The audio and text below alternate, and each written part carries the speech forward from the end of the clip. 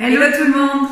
Vous êtes nombreux à vouloir investir, mais c'est vrai que parfois certaines notions peuvent paraître très compliquées. Si vous ne voulez rater aucun de nos tips, n'hésitez pas à vous abonner à notre chaîne YouTube, juste en dessous de notre vidéo. Aujourd'hui, on va voir de plus près la notion de cash flow. Ah oui, carrément. Moi j'ai du mal avec cette notion. Alors, c'est toujours bien de la sortir devant son banquier, mais concrètement, je suis incapable de lui expliquer. Mais en fait, le cash flow, c'est très simple. Tu fais la somme de toutes les entrées d'argent de ton bien, à laquelle tu soustrais toutes les dépenses liées à ce même bien. Ok, mais qu'est-ce que tu entends exactement par entrée et dépenses de ce bien? Pour les entrées, c'est tout simplement les loyers perçus par le locataire. Parce qu'effectivement, il ne va pas te faire un chèque juste pour le plaisir. Par contre, pour les dépenses, c'est un peu plus large. C'est vrai, tu peux avoir les travaux que tu as effectués, le syndic, la taxe foncière, les impôts, et aussi, faut pas oublier, la mensualité de crédit. Tout ça, quoi. D'accord. Mais quand on dit cash flow négatif, qu'est-ce que ça veut dire? Honnêtement, ça dépend. Par exemple, la première année, c'est tout à fait normal que le cash flow soit négatif. Tu as fait ton apport personnel, il y a eu les frais notaires, les frais d'agence, donc c'est normal. Il faut plutôt voir ça comme un effort d'épargne nécessaire à l'investissement. On se base souvent sur le cash flow à partir de la deuxième année. C'est plus parlant et ça correspond plus à ce qui va se passer chaque année. Ok, donc si je regarde à partir de la deuxième année et que mon cash flow est négatif ainsi que les suivantes, ça veut dire concrètement que mon investissement il n'est pas intéressant. Pas forcément, parce que par exemple sur les grandes villes, c'est normal que le cash flow soit négatif. Le prix d'achat il est beaucoup trop élevé par rapport au loyer et aux mensualités de crédit. Ok.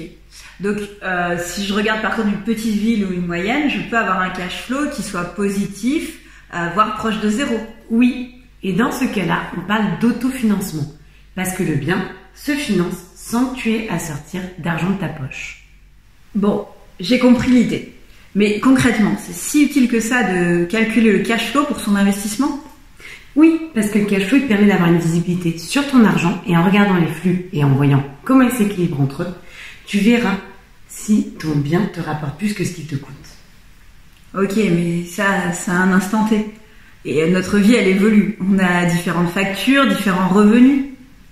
Justement, le cash flow permet d'avoir une visibilité future.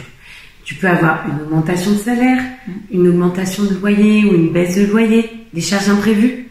Tous ces changements, ils sont pris en compte par le cash flow et justement, tu peux voir grâce au cash flow si tu auras la capacité financière de les supporter. Et si je veux revendre? Justement, c'est encore mieux. En analysant le cash flow, on sait quand c'est le moment idéal de revendre. Ouais, ok, mais ça me paraît hyper compliqué à calculer, notamment avec les évolutions. Mais j'ai plus qu'à me faire un super tableau Excel, quoi. Mais non, parce que, par exemple, le titrement locatif, il le calcule automatiquement. Tu auras ton cash flow direct et un rapport complet d'investissement.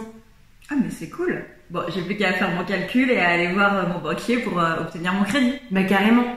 Après, le cash flow, c'est l'estimation de la rentabilité de ton projet, c'est ta capacité à le réaliser. Enfin, c'est super. Bon, effectivement, il n'y a pas que le cash flow dans un investissement à prendre en compte. Mais c'est quand même très important. Parce que c'est quand même grâce à lui que tu vas pouvoir savoir quel est le régime le plus adapté pour ton bien, mais aussi la durée de crédit optimale, enfin, plein de choses, quoi. Bon, pour résumer, le cash flow, c'est les flux d'argent entrants moins les sortants.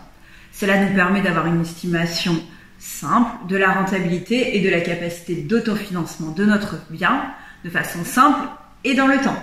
Exactement. Bon, en gros, il vaut mieux le calculer avant tout investissement pour avoir une estimation claire de son projet. Bon, j'espère que c'est aussi clair pour vous que pour moi. En tout cas, n'hésitez pas à vous abonner pour ne rater aucun tips. Et si vous voulez plus d'explications, vous avez un article qui est juste en dessous. À très bientôt.